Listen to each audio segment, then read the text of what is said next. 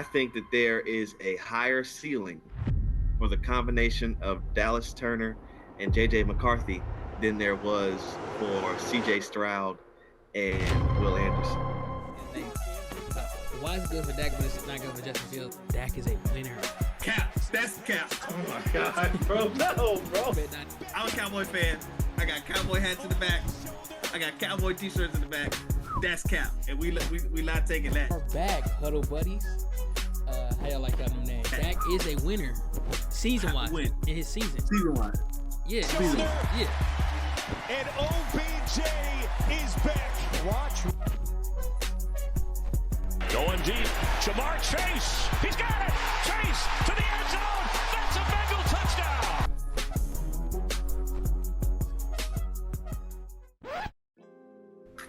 Welcome back to Bring That House podcast. I am your host, Marshawn Fairley, along with my co-host and the star, DT. How you doing today, man? I'm doing great. I'm feeling phenomenal. Shouts out to the teams that picked before the Cowboys. It took away some players that I think is going to be busts and allowed me to get a solid player. So I appreciate the Buccaneers, whoever drafted Graham Barton. The Buccaneers. A couple other teams. But thank y'all. Appreciate y'all. Y'all the real GOATs. Let's get to it. Yes, sir. And today we're going to go over, of course, draft content. Draft was yesterday, the first round at least. So we're going to go over some draft content. We're going to start off here. DT, who is your winner of yesterday's first round 2024 NFL draft? Well, off the rips, I want to congratulate us for getting J.J. McCarthy to the Vikings, correct? Right now, that video in particular is going crazy on our social media platform. But I think they're one of the top winners of the first round. And I'm about to say something that's quite explosive, and I truly believe it. I think that there is a higher ceiling for the combination of Dallas Turner and J.J. McCarthy than there was for C.J. Stroud and Will Anderson. Wow. That's a bold statement. And so I think they're the number one winner of this first round. I'm sorry, I just caught this. Did you say something good about Dallas Turner? Actually, I did, and the reason if you know, catch the language. Okay. Higher ceiling than C.J. Stroud and Will Anderson. And I think that everybody would agree that Dallas Turner has a higher ceiling than Will Anderson. I don't think that's up for debate or dispute. And I think that though C.J. Stroud is very creative as a player, I think that J.J. McCarthy is a little bit more of a creative prospect in the pocket, out of the pocket. And in his passing and his willingness to throw in tight windows, I think he has a little bit more of that than C.J. Stroud had coming out. And so, as far as potential and the ceiling, I think that combination in Minnesota will be better than the one in Houston.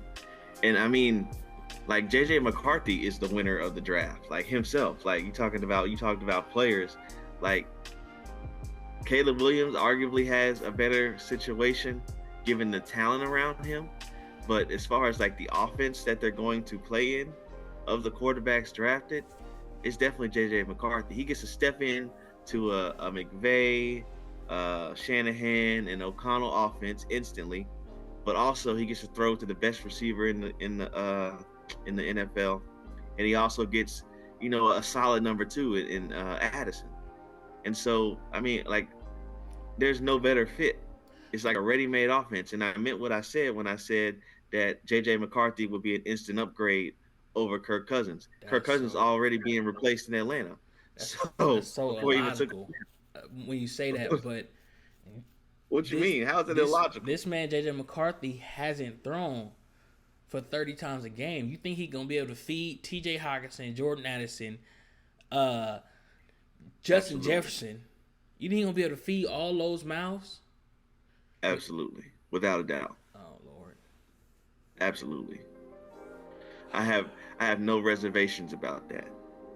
And you gotta keep in mind, like, the his low passing stats is a function of the offense that Jim Harbaugh runs. Like back in the gap, like Jim Harbaugh had Colin Kaepernick as his quarterback. Colin Kaepernick wasn't throwing 40 times a game. You know what I'm saying? And like when you think, and Jim Harbaugh also had Alex Smith, who doesn't throw it a whole bunch of times a game. And you gotta keep that in mind, factor that into the scheme of things.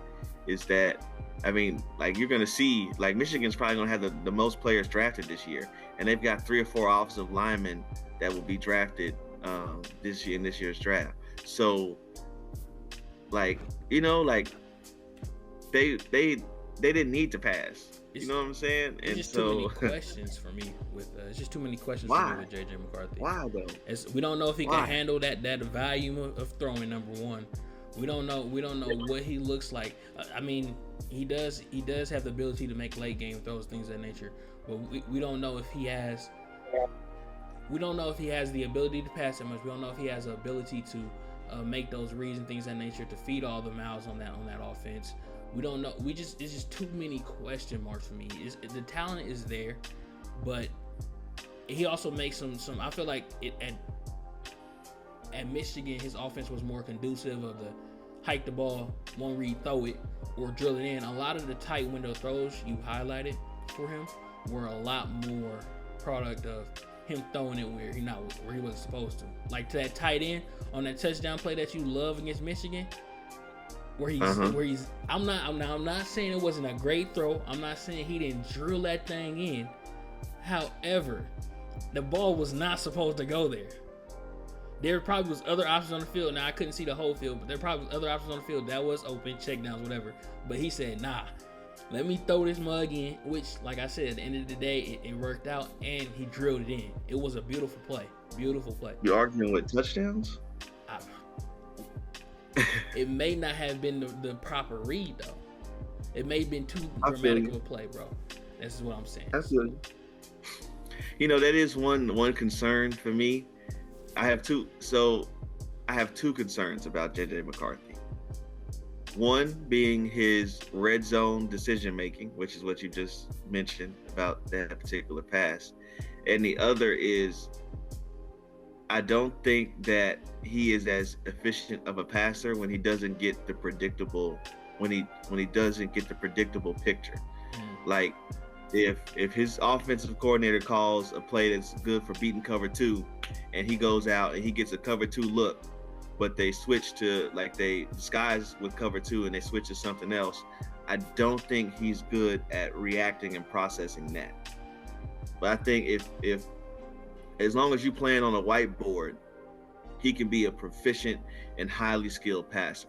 But the moment you get him off the whiteboard and the defenses confuse him, I think that he has something to be concerned about with that. Mm-hmm. And like a lot of times on his film, you'll see him double clutch.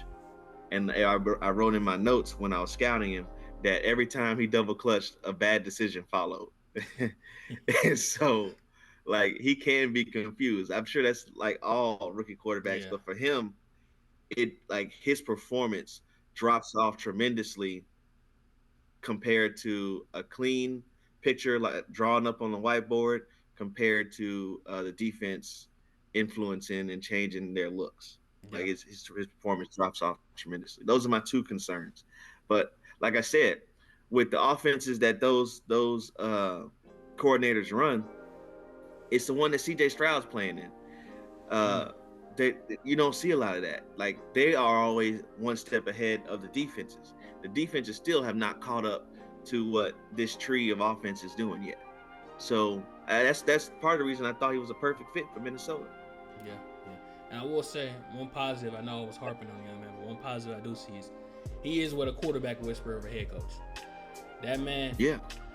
he can reform some. So I understand you saying that the reads is maybe an issue for after disguises. He's with the correct fit. So I see that and I do like that. Yeah. He may be a problem in our division. May not be. Still won't be Jordan Love, but it's okay.